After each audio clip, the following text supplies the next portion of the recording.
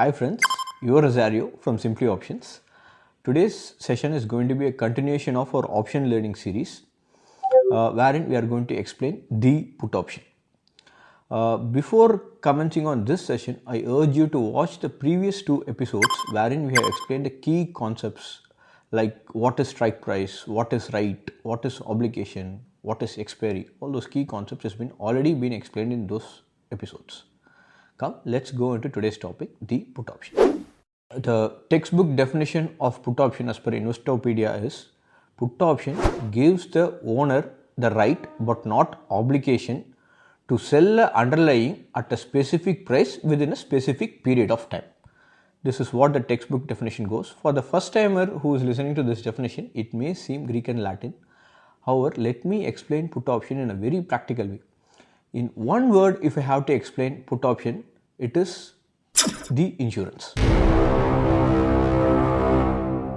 Let's take an example.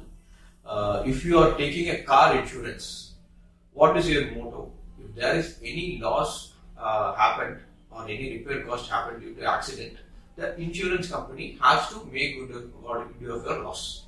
If there is no loss, whatever premium you have paid for the car insurance will go away, and you will have to renew the insurance again for the next year by paying another premium. This is the concept of insurance. So what you are doing, you are paying a premium to insurance company. What insurance company is giving you? They are giving a peace of mind. If there is a loss, the insurance company will bear.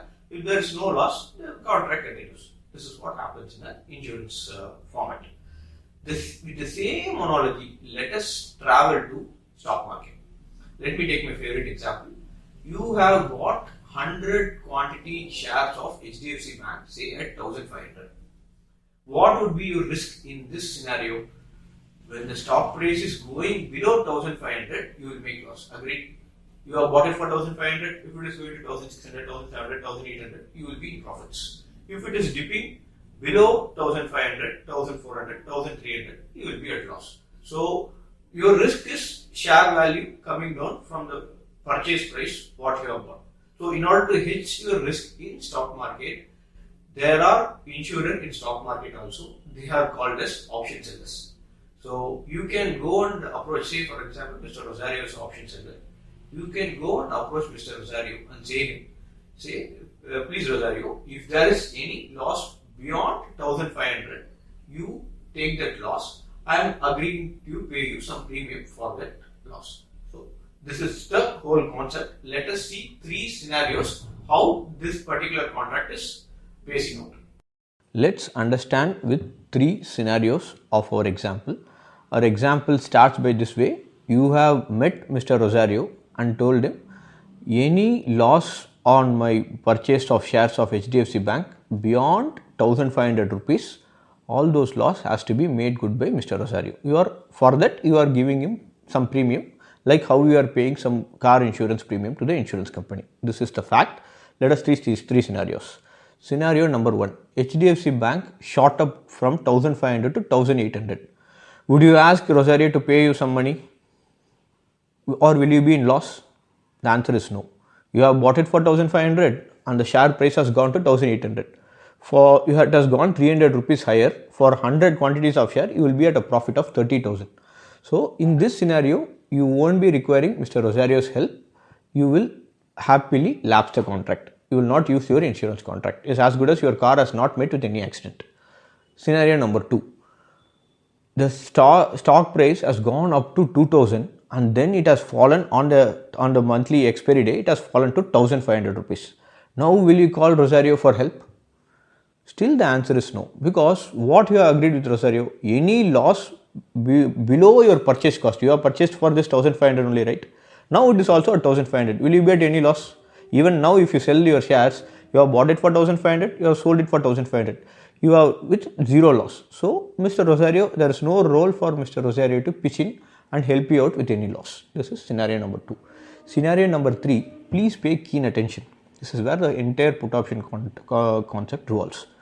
Now the share price from 1500, it has gone to 1400, 1200, 1100 and 1000 rupees. On expiry day, because of Omicron breakout or some reason, it has gone to 1000 rupees. What would be your loss in your cash market? you have bought it for 1500. Now at this moment, if you want to sell your share, you can sell it only for 1000 rupees. So 500 rupees loss per share. You have bought how many shares? 100 shares. So 500 into 100, 50,000 rupees is your loss in cash market.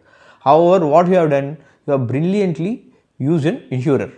You have asked Rosario to whatever loss beyond 1500, you have asked Rosario to make good. So this 50,000, Mr. Rosario will pay you.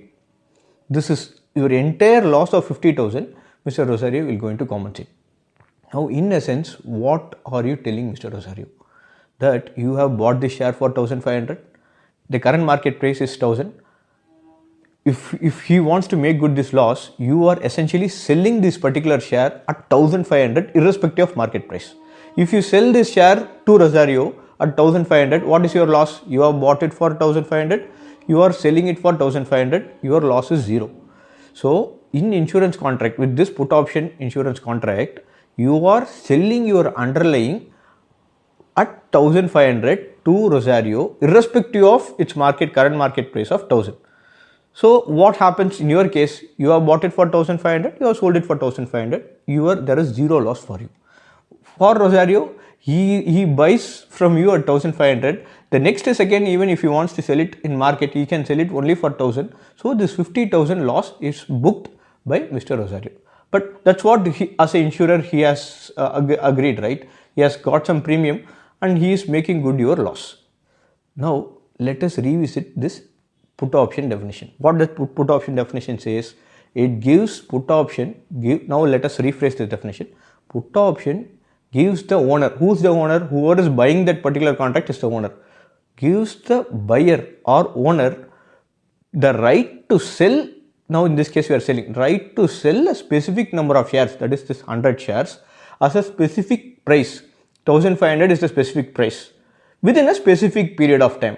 You can't have this contract for perpetuity. This contract is valid for a month only. So you are selling Mr. Rosario 100 quantities of share at a specific price of 1500 within a specific period of time. This right is what given by a buyer of a put option. Hope you are able to appreciate this contract example with the analogy of put option buyer. So put option buyer is having a right to sell a specific quantity of share at a specific price.